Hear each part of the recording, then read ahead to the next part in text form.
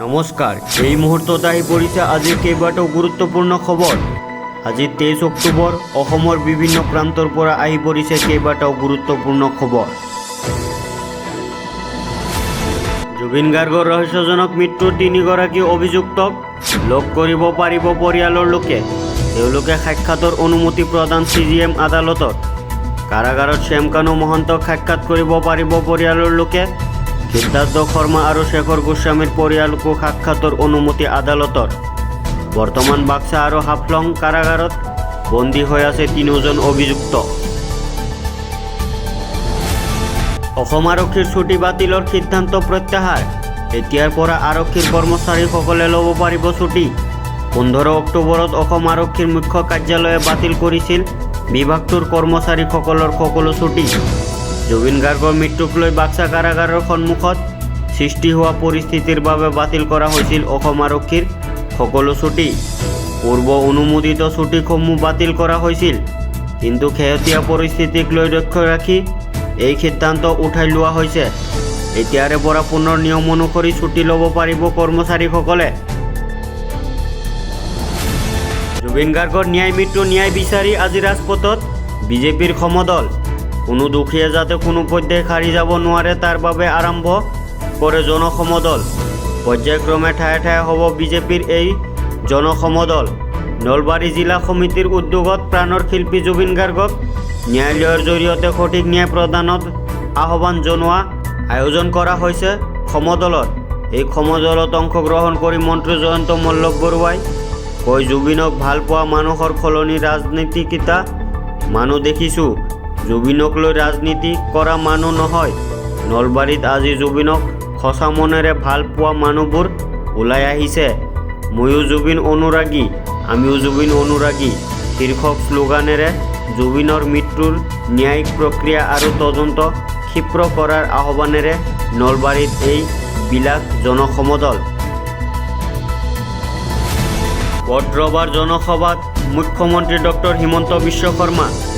সভাত কংগ্ৰেছক তীব্ৰ কটাক্ষ মুখ্যমন্ত্ৰী ডক্টৰ হিমন্ত বিশ্ব শৰ্মাৰ। কংগ্ৰেছীসকলক সৰুতে মিঠাতেলেৰে মালিচ কৰা নাছিল। মিঠাতেলৰ কথা ক'লে সেইকাৰণে কংগ্ৰেছে মোক তল কৰে।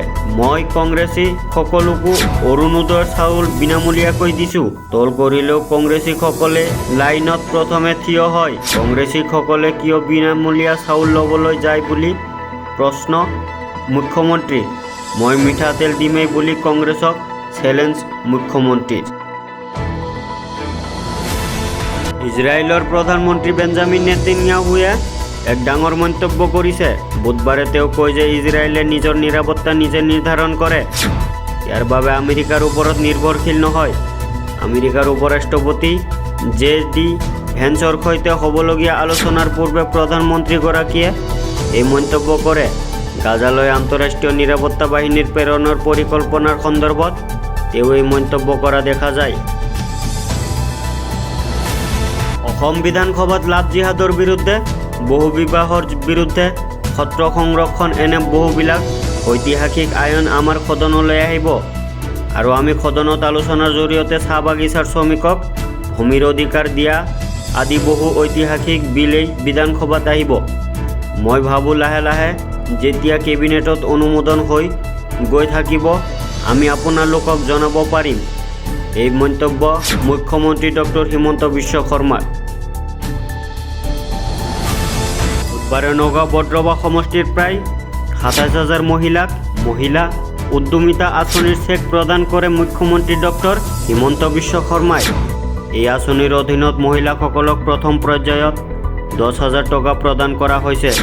পৰৱৰ্তী সময়ত চৰ্ত সাপেক্ষে আৰু অধিক ধনৰাশি প্ৰদান কৰিব। নগাঁও বদ্ৰবা সমষ্টিৰ সৰ্বমুঠ 26,585 হিতাধিকাৰীলৈ মুখ্যমন্ত্ৰী মহিলা উদ্যমিতা অভিযানৰ অন্তৰ্গত 10,000 টকাকৈ চেক প্ৰদান কৰে। অঞ্চলৰ নামচাইত আছাম ৰাইফল আৰু আলফা স্বাধীনৰ মাজত ভয়ংকৰ সংঘৰ্ষ সংঘটিত হয়। আছাম ৰাইফলৰ গুলীত নিহত তিনিচকীয়াৰ আলফা স্বৰাজ এজনৰ ডেকাৰ নিহত। ডেকাজনৰ I1 অসম বুলি জানিব পৰা গৈছে। I1 অসমৰ ঘৰ তিনিচকীয়া কৰ্দৈগুৰিত জাকাই চুকত। উদ্ধাৰ কৰা হৈছে অস্ত্ৰ শস্ত্ৰ আৰু গোলা বাৰুদ।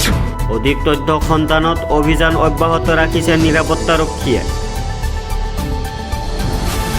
বুধবাৰে কৃষক মুক্তি সংগ্ৰাম সমিতিৰ ছাত্ৰ মুক্তি সংগ্ৰাম সমিতি আৰু জাতীয় যুৱ বাহিনীয়ে শিৱসাগৰত প্ৰতিবাদী সমদল উলিয়াই জুবিন গাৰ্গৰ ন্যায়ৰ দাবীৰে প্ৰতিবাদীকাৰীয়ে উত্তাল কৰি তোলে শিৱসাগৰৰ ৰাজপথ। তিনিওটা সংগঠনে যোৱা 20 নৱেম্বৰৰ পৰা 48 ঘণ্টীয়া অনশন কাৰ্যসূচী ৰূপায়ণ কৰি আহিছিল। আজি অনশন কাৰ্যসূচীৰ অন্ত পৰাৰ পাছতে চহৰৰ মাজমজিয়াৰে জুবিন গাৰ্গৰ ন্যায়ৰ দাবীত প্ৰতিবাদী মিছিল বাহিৰ কৰে। জুবিন গাৰ্গৰ ন্যায় বিচাৰি উলিওৱা প্ৰতিবাদী সমদলত বিজেপি চৰকাৰ আৰু মুখ্যমন্ত্ৰীৰ বিৰুদ্ধে শিৱসাগৰত বিস্ফোৰণ ঘটাই কৃষক মুক্তি সংগ্ৰাম সমিতিৰ কেন্দ্ৰীয় সম্পাদক বিদ্যুৎ শইকীয়াই।